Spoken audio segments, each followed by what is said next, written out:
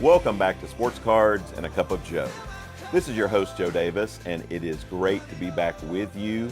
And we are going to have a great time in this episode, and I cannot wait to dig into this topic because today we're going to be talking about non-sports cards and what I like to call rookie cards of some non-sports characters. And today we're going to focus on some cartoon characters. I've been promising this episode, and now that I've started working on the information for it, this is going to turn into a multi-part episode. I don't know how many. I guess I'll see how many of you like it, how many of you want to hear more. But first I want to give you a little bit of background. Recently, the 1977 Star Wars card number 1, Luke Skywalker, sold for $687,500. And when I saw that, as for a PSA 10, of course, and when I saw that, I'm like, okay, I have got to get this episode out there because though I'm going to be talking about cartoon characters today, you know, they're one and the same in the sense that Star Wars is an intellectual property.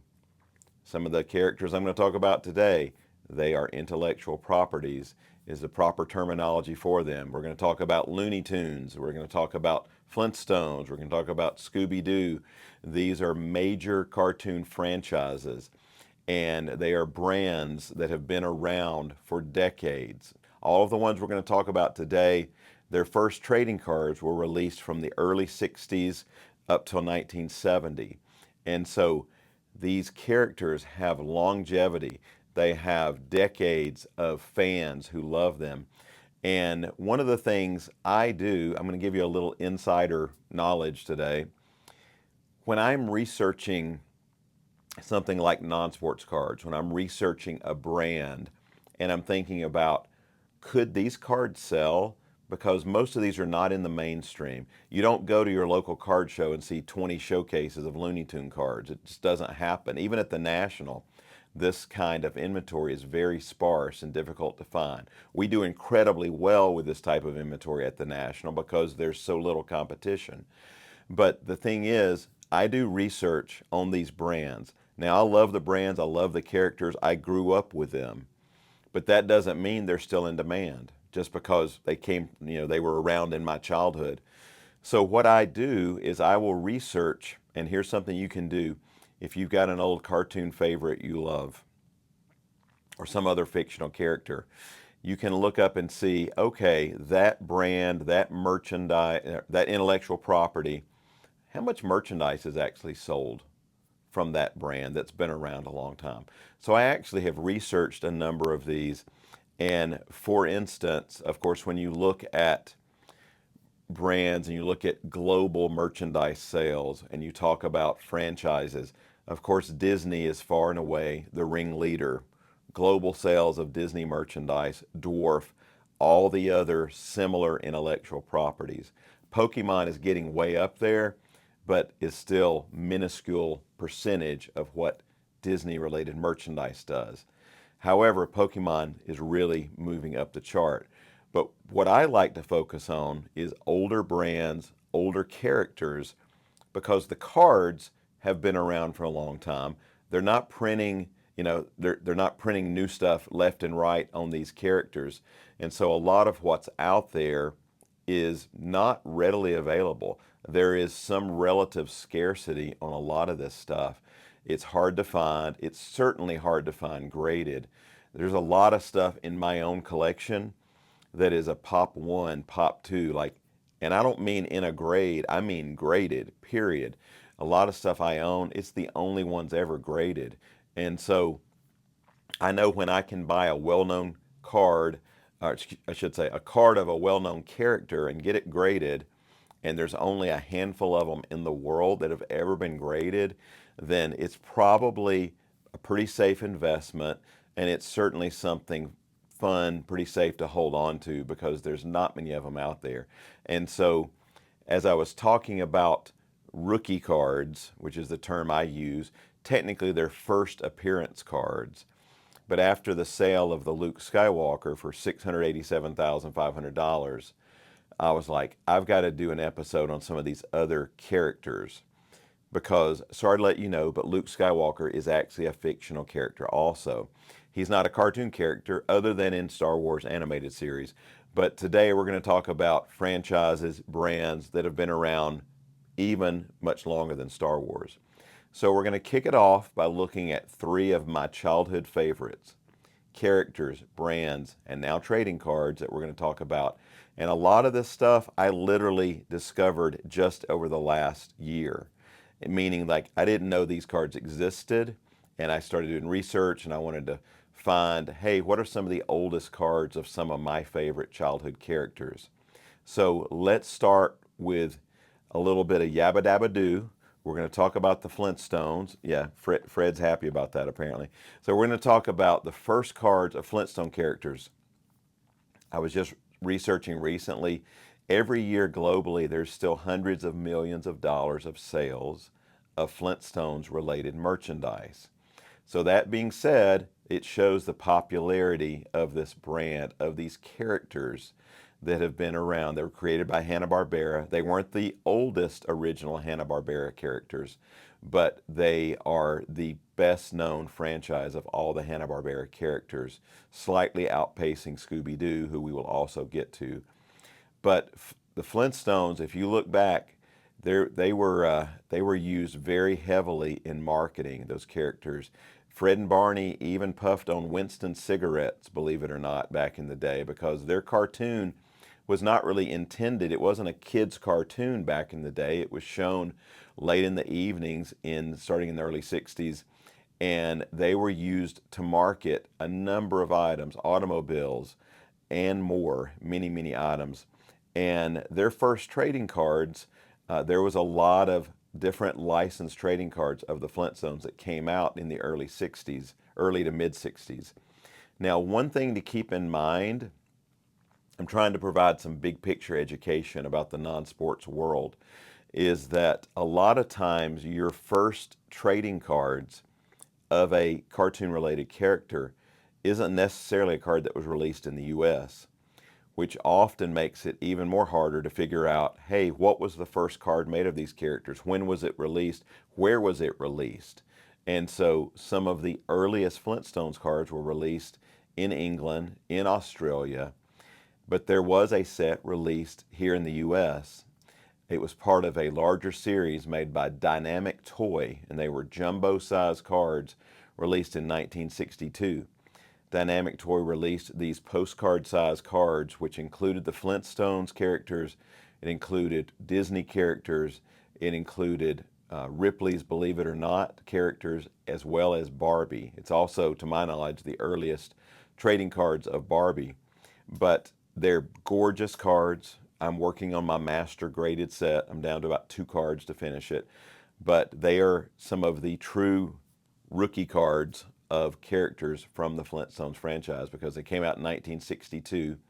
That year also, there was Dutch gum cards released overseas, multiple different cards of characters, and there were also Primrose trading cards released during that time period of 1962 to 1963 of Flintstones characters. So there were multiple sets, multiple cards of Flintstone characters released back in the 62 to 63 time period. Those are all early cards on the Flintstones. A few years later, the Dutch gum cards went on, I believe, through 1965. I have cards of multiple Flintstone characters from different Dutch gum sets that were released during that 3-year period. And then a little bit later, I believe it was 1968, there was a product called Wheaties. It was spelled Weeties, that was released in Australia, and they were some odd square-shaped cards of both Flintstones and Looney Tune characters, which we're going to get to, but multiple cards of Flintstone characters released in the early 60s. Of course, cards, you might see a box in the background here. The company Cards, C-A-R-D-Z, Trading Cards, produced a Flintstones product in the early 90s, and they've been in other series since then. Cockawau included them in recent releases, but they are certainly characters that are still well loved and collected across the globe. All right, let's stick with another great Hanna-Barbera character, and that, of course, is Scooby-Doo. If you didn't know, coming out in 2027, there's a new Netflix live-action series coming out on Scooby-Doo, based upon the original series with the Fred and Velma and all the Shaggy original characters are going to be back in there. Not the original characters, but you know what I'm saying. Those characters are going to have their own Netflix series, and so Scooby-Doo is another one where it's very confusing because there's a lot of early cards on him. I recently saw a major auction house that auctioned off a card of Scooby-Doo from 1973, and they called it a rookie card or a first appearance. And I'm like, no, you're wrong. That's not it, because I have some in my collection earlier than that. And so when you talk about that franchise, there's two different series which I believe should be recognized as the oldest ones, the earliest cards. I recently bought a Scooby-Doo #1 comic that was CGC graded from 1970, which is when some of the very earliest merchandise started hitting. And in 1970, we think, again, it can be confusing, Paul's Ice Cream, an Australian brand, released 5 different Scooby-Doo stickers. And they are really, really gorgeous, eye-popping stickers. They say things like Super Scoob and playing it real cool, stuff like that. And there's some debate about when were those really released, because I've graded them with BGS and they label them 1970 Paul's Ice Cream. SGC labels them 1970s plural, as if they're not sure of the exact year, but they believe it was from the 70s, but they don't know for sure it was actually 1970.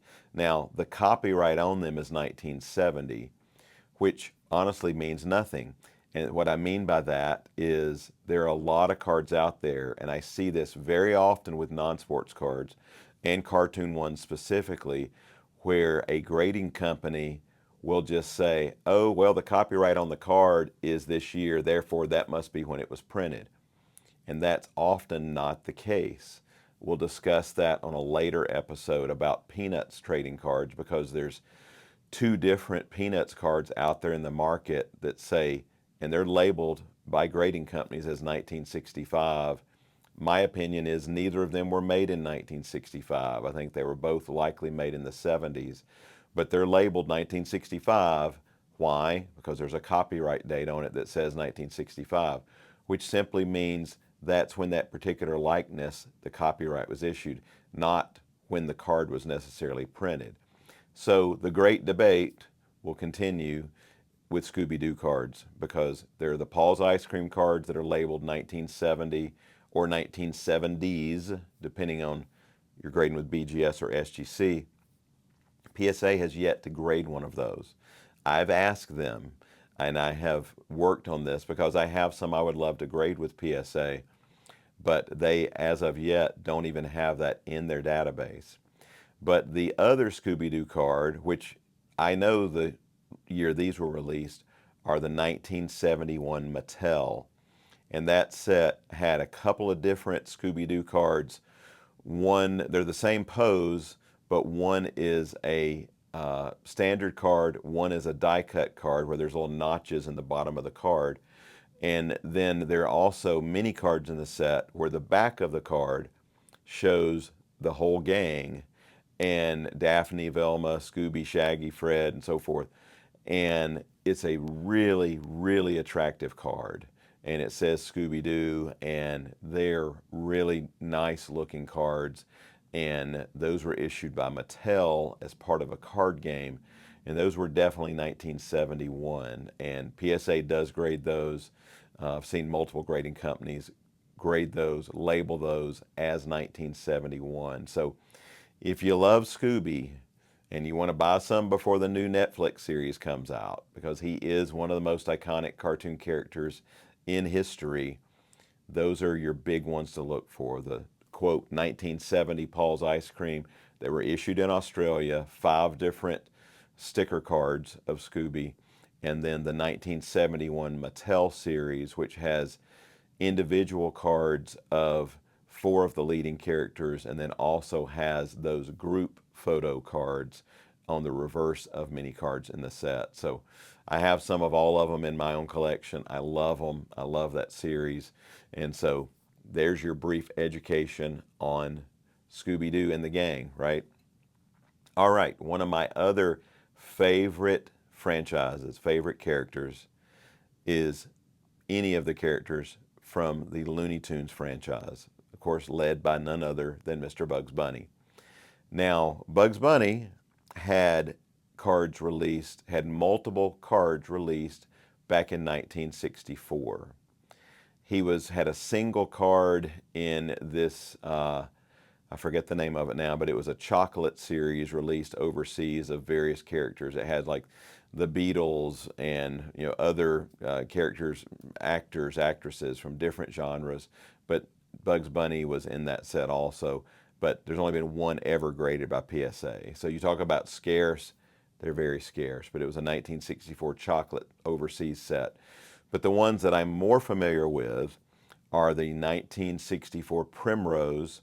You heard me mention that name before. An English set. They were also cards of Flintstones and many other series made in the 60s. Other Hanna-Barbera characters were made too. But there was a Looney Tunes set made by Primrose, 1964. I believe it's a 50-card set. And that, I believe, should tie with this next set I'm going to talk about as the earliest printed Bugs Bunny rookie cards, but not just Bugs. Other key characters are in that series. Daffy Duck, there's Elmer and others, other great characters. But the keys, of course, are Bugs and Daffy are the best known characters.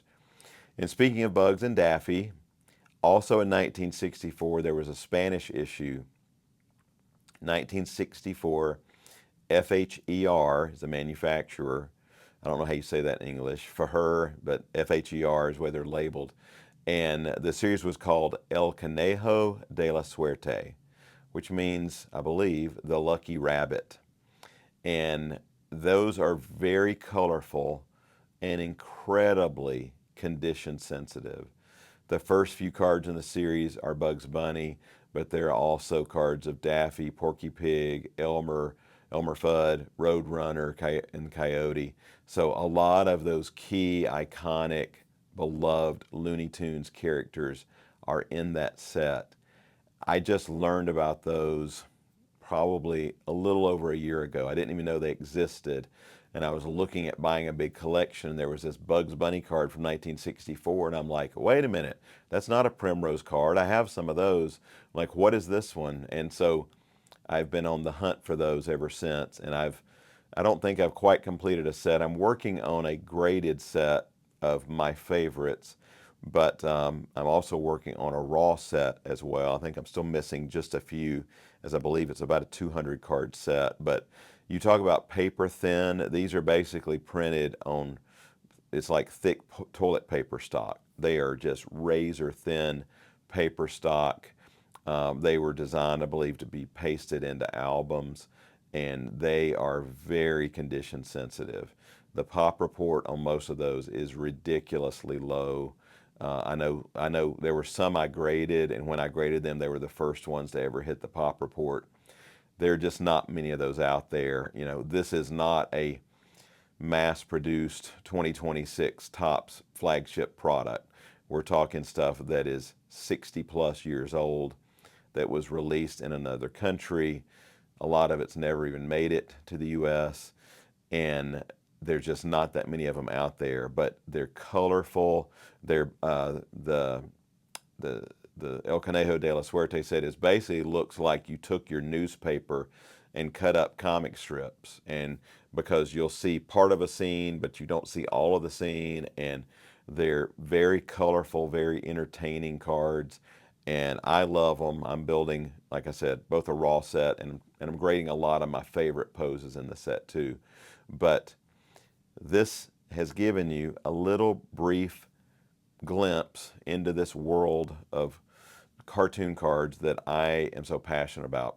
I grew up watching Saturday morning cartoons like many of you. I watched Bugs Bunny and Roadrunner and all those great characters, and I they had a huge impact on me because they brought joy to my viewing. They were just I watched cartoons for hours and hours, and every afternoon it was the Flintstones and Underdog, and I loved these characters as a child. I love them to this day. And there's so many others that I can share with you, and I will do additional episodes. We're actually planning on a full episode just on original Disney cards, where we will talk about the Mickey Mouse and the Winnie the Pooh rookie cards, per se, rookie cards. I'm going to use that terminology. Y'all can laugh at it, but hey, I come from the sports card world, and we call things rookie cards when it's their first card. So we're going to use that terminology, and we're going to do another episode on Peanuts characters, because those are my favorites. But also Peanuts characters. One estimate I just read last year, there was over $3 billion worth of Peanuts merchandise sold worldwide, which was well behind Pokemon, but it was still way up there in terms of global sales of cartoon related intellectual properties, cartoon brands. So there is still a lot of demand for Snoopy and Charlie Brown and Linus and Schroeder and Lucy and Sally and Pigpen and all those beloved characters. There is still plenty of global demand for those characters. So why not provide some education on their trading cards as well? Because I know that many of you who are sports card collectors, because I dealt with so many of you at the National last year, and countless sports card collectors came up to our table and and would say, "Wow, look at that Charlie Brown card. Look at Snoopy catching a baseball. That's so cool. I got to have that." And so many don't even know these cards exist. And so I love providing that education, because I know what it's like for me when I uncover a new set of these characters that I didn't know existed. Some of them have been around for 50, 60 years, and I didn't know about a particular set. And as a collector, that is so exciting to me. Imagine what it would be like if you're a vintage card collector and you love Mickey Mantle, and tomorrow you walk into a store and you see a 52 tops, excuse me, you see a 1952 Mickey Mantle card from another manufacturer and you didn't know it existed after all these years. That's what it's like for me when I uncover these old brands, these unique, often international, these brands released in other countries, and it's a journey of discovery for me. So I want to go on that journey with you, help you learn about some of these brands. And I know some of you are already on eBay searching for some cards right now, because you're like, I want a Scooby-Doo in my collection, or I want a Bugs Bunny rookie card, or whatever. And so that's fun, and I hope you're having fun with it. And so I can tell you, all the highest graded ones that I've graded, I'm keeping them. So sorry, they're not for sale. But and a lot of these, literally, some of these I've literally only graded one of each. So some of them you'll never see out there. But there goes your treasure hunt to go hunt them down as well. So more cool character discussions coming up. Hope you like this. Again, these are just three of my favorite brands of vintage cartoon characters, but there's so many more that we can explore on future episodes, from the Disney characters to the Peanuts characters and more. So I know this is a little different lane for us to go down today, but I hope you will have fun with it, and hope you've learned something today. And maybe you've got a friend who collects some of this stuff, and you can help educate them as well. Also, for those who didn't know, we have an entire website to provide more education on these brands. It's at cartooncards.com. That's cartooncards with a Z, CARDZ.com on the end. And I even released a full-blown magazine on this topic about a year ago, and we still have some issues of those available that you can order on the website. It's glossy. It breaks down a lot of the important brands and key cards, and there's still more content we'll be adding to that site in the future. Maybe we'll create a master rookie list for you, because there's so many. When I do these shows, I get those kind of questions like, "Hey, is that Wonder Woman's rookie card? Hey, is that, this character or that character's first card?" And so I love providing that information, and it's fun.